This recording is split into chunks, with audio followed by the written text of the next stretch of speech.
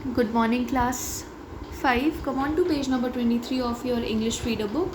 Today also we'll continue with the same story, The Native Wisdom, but today this story will finish. Okay?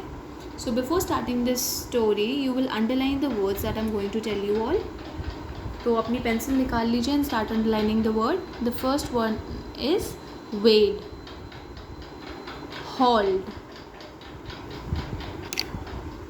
stingray, paralyze, soothe, salve, worried. So let's start with the explanation. Soon they came to a point where they had to wade across a stream. Wade मतलब पानी में से होके जाना, है ना, गुजरना. ठीक है. अब एक ऐसा समय आया जब टूरिस्ट और लियोन को स्ट्रीम से नंगे पैर गुजर कर जाना पड़ा. वहाँ पे ना कोई बोट थी ना कुछ था, तो उन्हें क्या करना पड़ा, उन्हें नंगे पैर ही स्ट्रीम को क्रॉस करना था. The tourist took off his shoes and laughed out loud when he saw Leon putting on his shoes. अब जो टूरिस्ट था उसने क्या किया, उसने अपने शूज़ उतार दिए और जब उसने देखा कि लियोन अपने शूज़ वापस पहन रहा है तो वो ज़ोर ज़ोर से हंसने लगा. Man, this takes the cake, he said.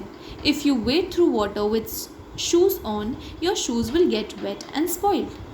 अब जो टूरिस्ट था वो लियोन का मजाक उड़ाने लगा और उसने कहा this takes the cake. This takes the cake का मतलब कि ऐसा कोई विचित्र काम होना जिस पे आप विश्वास ही ना कर पाओ, है ना. ऐसी कोई स्ट्रेंज कहानी होना या ऐसी कोई स्ट्रेंज वाक्य होना जिस पे आप यकीन ना कर पाओ.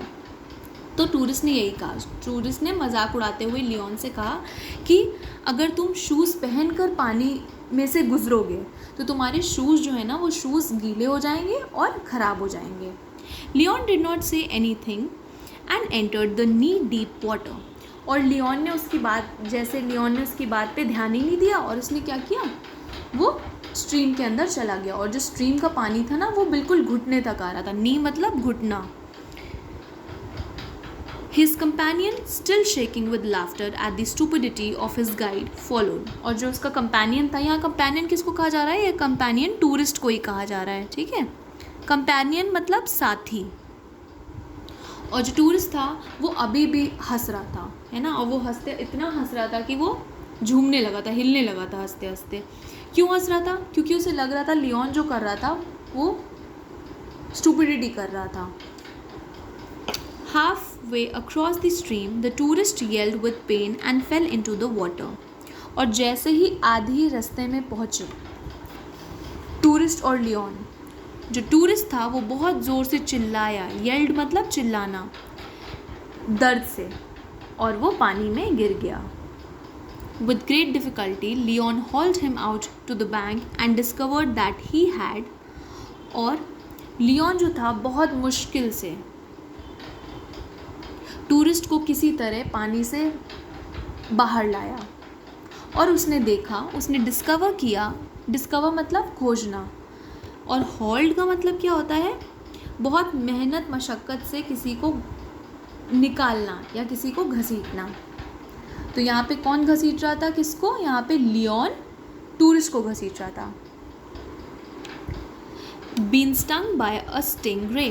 अब लियोन ने डिस्कवर किया कि टूरिस्ट जो था ना वो एक स्टिंगरे की वजह से चिल्लाया था. अब स्टिंगरे ने टूरिस्ट को डंक मार दिया था, टूरिस्ट को स्टिंग कर लिया. स्टिंग मतलब डंक मारना. ठीक है.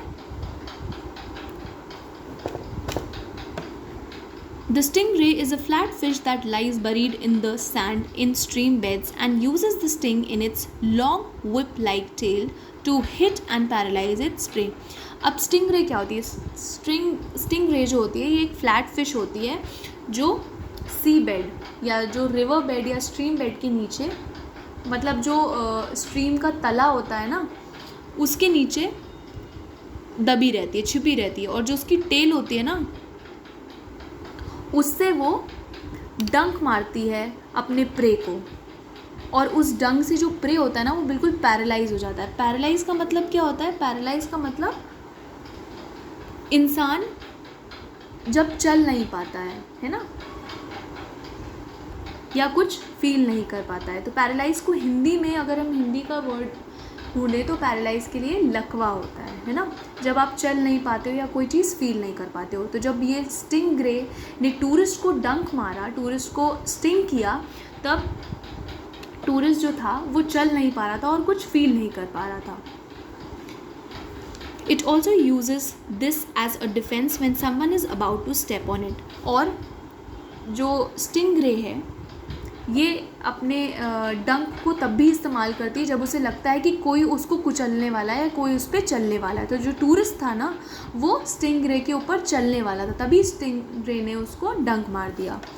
When Leon had been able to soothe the pain of his companion with a salve from certain leaves, he said to him, "Where the eyes can't see is where people need shoes. Where the eyes can see, you don't need shoes. It is not my shoes that I am worried about, it's my feet." अब Leone जो होता है वो किसी सूद मतलब